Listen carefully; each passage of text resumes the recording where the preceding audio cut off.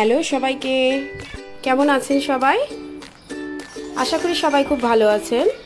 আজকে আমি চলে এলাম নতুন একটি রান্নার ভিডিও নিয়ে। আজকে আমি আপনাদের দেখাবো মটরশুঁটির টিকিয়া। তাহলে দেখে নেওয়া যাক এই মটরশুঁটির টিকিয়া করতে আমার কি কি উপকরণ লাগছে। আমি খুব সামান্য পরিমাণে লবণ দিয়ে মটরশুঁটিগুলো ছাড়িয়ে বয়েল করে নিয়েছি। বয়েল করে আমি খুব ভালো করে ম্যাশ করে নেব। আর আমার এখানে লাগছে, এখানে সাদা তিল নিয়েছি বেসন, নিয়েছি পরিমাণ মতো সুজি, পরিমাণ মতো জিরে ধনে গুঁড়ো, হলুদ গুঁড়ো, চিনি, লবণ, ম্যাগি মশলা আমি প্যাকেট থেকে আজরে নিয়েছি, কাশ্মীরি লঙ্কার গুঁড়ো। এখানে আমি পেঁয়াজ আর লঙ্কাকে জিরি জিরি করে কুচিয়ে নিয়েছি ধনে পাতা। আমার কাছে ধনে পাতা ছিল না বলে এটাও এক ধরনের ধনে পাতা, এটাকে বিলেতি ধনে পাতা বলে। এটা আমার বাড়িতে গাছ ছিল, আমি সেখান থেকেই ছিঁড়ে নিয়ে আসলাম। দেখুন এটা দেখতে এইরকম হয়, পাতাগুলো আরো বড় হয়। আর লাগছে আমার এখানে বিট লবণ। চলুন তাহলে কিভাবে আমি কি করছি ভিডিওটি শুরু করা যাক। আমার খুব ভালো করে ম্যাশ করা হয়ে গিয়েছে, আমার যেরকমটা দরকার ছিল। দেখুন এরকম দানা দানা রেখে ম্যাশ করতে হবে, পুরো মিহি ম্যাশ করব না আমি। এবার আমি যা যা উপকরণগুলি আপনাদের দেখিয়েছিলাম সমস্ত উপকরণগুলো আমি এই মটরশুঁটির মধ্যে দিয়ে দেব। সুজি দিলাম, জিরে ধনে গুঁড়ো দিলাম, কাশ্মীরি লঙ্কার গুঁড়ো, এটা অপশনাল, এটা আপনারা চাইলে দিতেও পারেন নাও দিতে পারেন।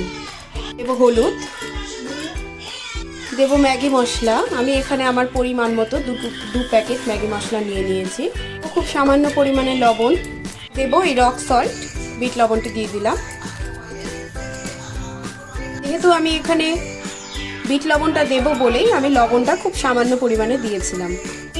টেস্ট বাড়ানোর জন্য আমি এখানে চিনি ইউজ করছি। লবণ মিষ্টিটা আপনারা যে যেরকম খেতে পছন্দ করেন সেই রকম দেবেন। দিয়ে দেব সাদা তিল।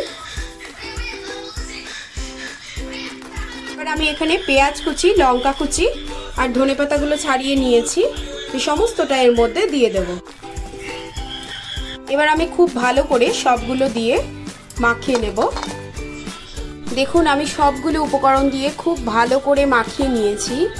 আমি সম্পূর্ণ জল ছাড়াই কিন্তু এটা মাখিয়েছি। আপনারাও চেষ্টা করবেন জল ছাড়া মাখানোর। যদি জলের প্রয়োজন মনে হয় তবে খুব সামান্য পরিমাণে জল দেবেন। আমি দেখে নেব যে এরকম দলা বাঁধছে কিনা। এই অবস্থায় আমি টিকিয়ার শেপগুলো দিয়ে নেব। দেখুন সুন্দর করে দলা বাঁধছে। টিকিয়ার শেপ দেওয়া আমার রেডি। এরকম গোল গোল করে চ্যাপটা চ্যাপটা করে শেপ করে নিয়েছি। আপনাদের পছন্দ মতো শেপ দিয়ে নেবেন। এদিকে কাজের ফাঁকে আমি কড়াইতে তেলও গরম করতে দিয়ে দিয়েছিলাম, এটা গরম হয়ে গিয়েছে।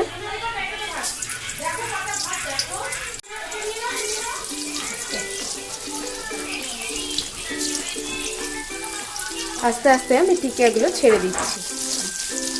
দেখুন টিকিয়াগুলো আমার ব্রাউন কালার হয়ে এসছে, আর একটু ব্রাউন করে আমি নামিয়ে নেব। দেখুন এই অবস্থায় আমি টিকিয়াগুলোকে নামিয়ে নিয়েছি, সার্ভ করাও হয়ে গিয়েছে। এবার শুধু গরম গরম খাওয়ার পালা। আমি আপনাদেরকে একটা ভেঙে দেখাই, গরম যার জন্য আমি হাত দিয়ে ভাঙতে পারলাম না। দেখুন এবার একটু খেয়ে দেখি কিরকম হয়েছে। খুব সুন্দর।